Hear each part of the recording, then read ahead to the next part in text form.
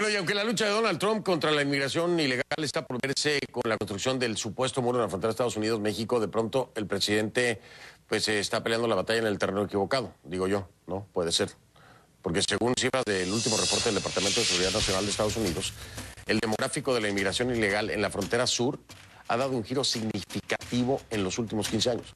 En 2014, emigrantes originarios de Guatemala, Honduras y El Salvador sobrepasaron el número de inmigrantes mexicanos. Ajá.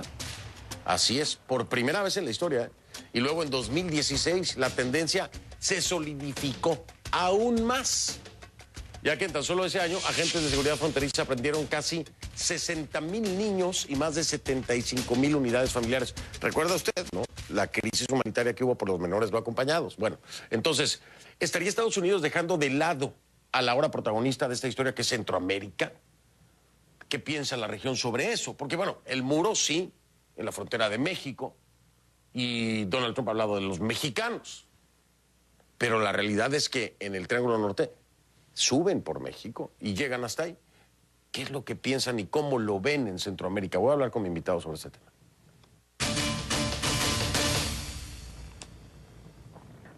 Le doy la bienvenida a Conclusiones al canciller de Guatemala, es Carlos Raúl Morales, nos acompaña vía Skype desde Ciudad de Guatemala. Canciller, gracias por aceptar nuestra invitación de nueva cuenta aquí en el programa. Lo saludo y le pregunto de entrada, Guatemala, en este caso particular, ¿cómo ven las cosas con esto del muro? ¿Se sienten incluidos en la misma olla? Fernando, un gusto estar con ustedes. Muchas gracias por esta invitación. Es un privilegio poder conversar en este espacio tan privilegiado. Fernando, el muro obviamente lo que busca es impedir el paso de los migrantes en general hacia Estados Unidos. Recuérdese, usted hablaba ahorita en la introducción del Triángulo Norte de Centroamérica, pero le recuerdo que también por Centroamérica, lamentablemente, además de ser un corredor para la droga, para las armas que vienen del norte, nos hemos constituido también en un corredor para el tráfico de personas. Por acá han pasado personas de Asia, personas de África. Entonces ese muro tiene varios propósitos, aunque también, Fernando, tenemos que ser claros, el muro de alguna manera ya hay una parte construida cuyo propósito ha sido frenar esta inmigración. Lo han logrado a medias, porque en realidad la gente al final de cuentas sigue pasando, y es un tema muy complejo. Guatemala en realidad ha representado la verdadera frontera sur. Nosotros tenemos un flujo importante de migrantes en nuestra frontera con México me refiero. Hay cualquier cantidad de personas esperando poder pasar, y es un tema que hemos abordado de manera regional. La óptica bajo la cual tenemos que ver este problema es de una óptica integrada, es de una forma en la cual podamos evaluar todo el espacio, toda nuestra región. Recuérdese usted que hace un año precisamente, aproximadamente, estábamos con el problema de los cubanos atrapados precisamente en Costa Rica. Sí, es cierto. Y nosotros hicimos la cobertura, incluso yo estuve por allá en Costa Rica cuando se dio esta situación. Ahora, no podemos negar también, canciller, que aquí hay un tema económico que, si bien impacta a México, impacta también a Centroamérica, es decir, es un efecto dominó. Los embates que hoy está sintiendo México económicamente, ¿qué tan fuertes son en Guatemala?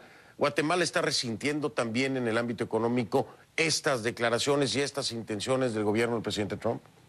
No en este momento, Fernando. La economía guatemalteca es un poco más conservadora y no hemos tenido un efecto directo en este momento, aunque sí tengo que reconocer que el año pasado recibimos arriba de 7,100 millones de dólares en concepto de remesas.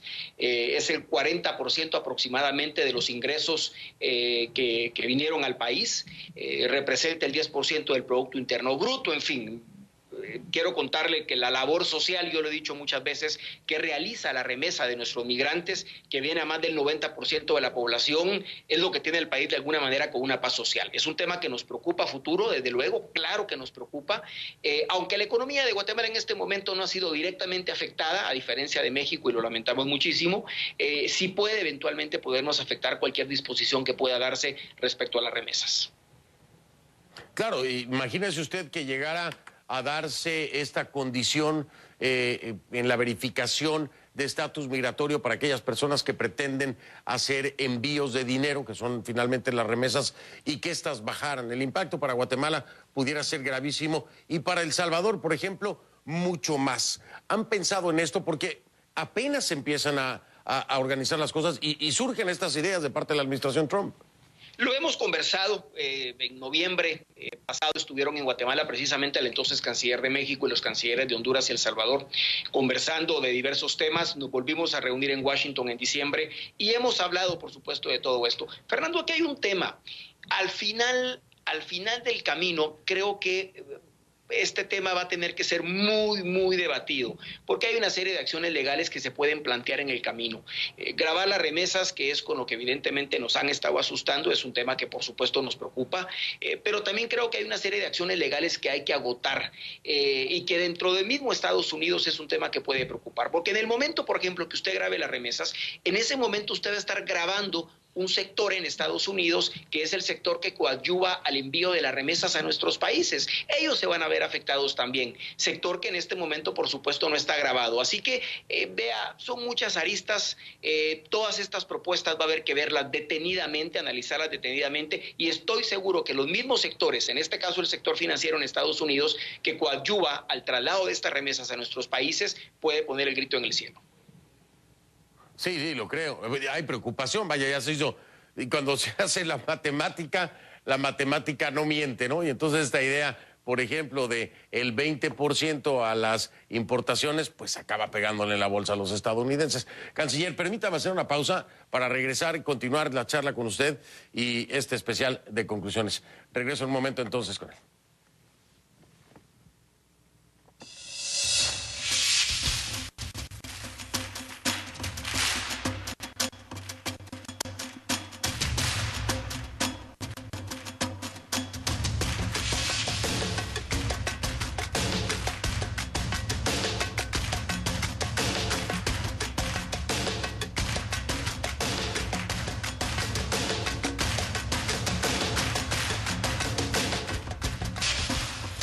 Soy F del Rincón, es la cuenta en Twitter, hay muchos comentarios, sigue un gran y amplio debate.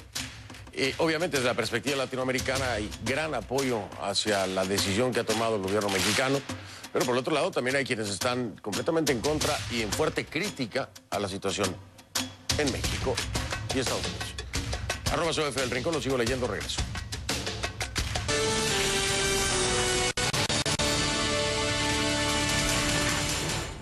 Continuamos con el canciller de Guatemala, Carlos Raúl Morales, nos acompaña vía Skype desde Ciudad de Guatemala. Canciller, ahora hay que aterrizar en otra realidad, ¿no?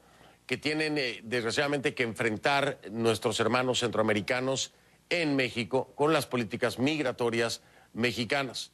Y quiero que sea completamente honesto.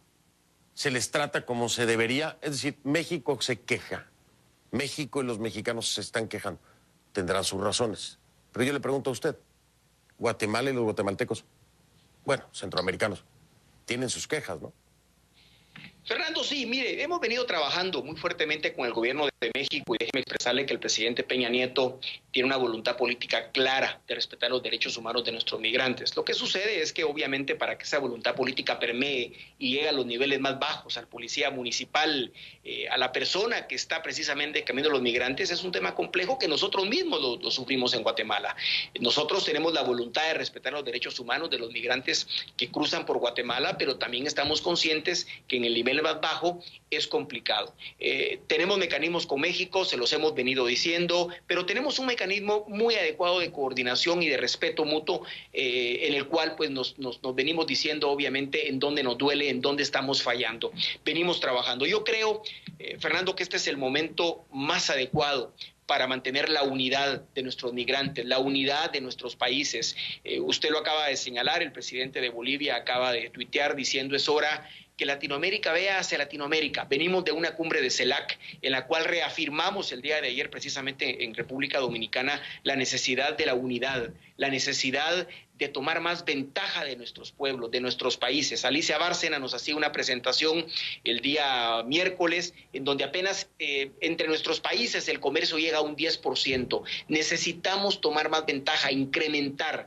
Le pongo un ejemplo en Centroamérica. En nuestro sistema de integración centroamericana, la turbina de la integración es precisamente el mercado común centroamericano y el segundo socio comercial de cada uno de los países centroamericanos, después por supuesto de Estados Unidos, es la misma Centroamérica. Y eso es lo que tenemos que hacer con América Latina y el Caribe, ser más fuertes, estar más coordinados y tratar de tomar más ventaja de la relación entre nuestra región.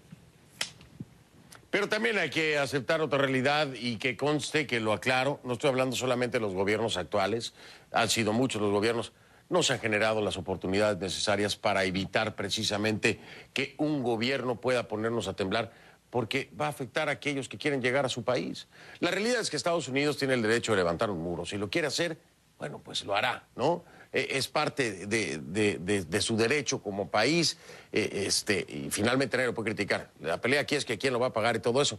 Pero el problema de que se vayan de Guatemala, de Honduras, de El Salvador, de México, de Cuba, es que faltan las oportunidades, canciller. Y esto es un mal que tiene décadas en nuestros países. Siglos, Fernando. Y usted puso el dedo siglos, ¿sí? En donde había que ponerlo. Vea, nosotros tenemos la obligación como países de generar más oportunidades y mejores condiciones para nuestra gente. Si nuestra gente tuviera oportunidades, acá no se fuera. Los guatemaltecos y en general yo creo que los latinoamericanos somos muy nostálgicos, nos queremos quedar en casa. En Guatemala tenemos un problema que tenemos que comenzar a superar todos los sectores de la sociedad, porque no es un tema solo de gobierno, es un tema de todos los sectores. Tenemos un 59% de pobreza, tenemos un 53% de desnutrición crónica infantil, que de alguna manera es lo que va generando esa migración, y lo que tenemos